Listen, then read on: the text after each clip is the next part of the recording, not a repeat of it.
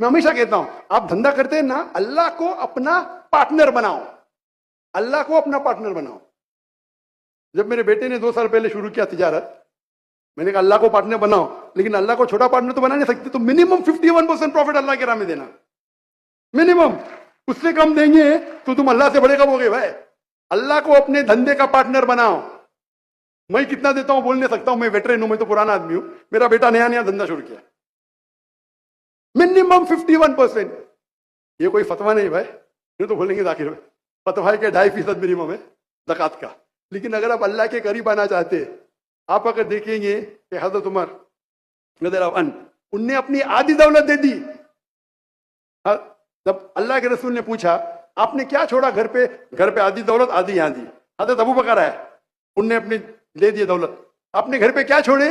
मैंने घर पे अल्लाह और अल्लाह के रसूल को छोड़ा, 100% दे दी।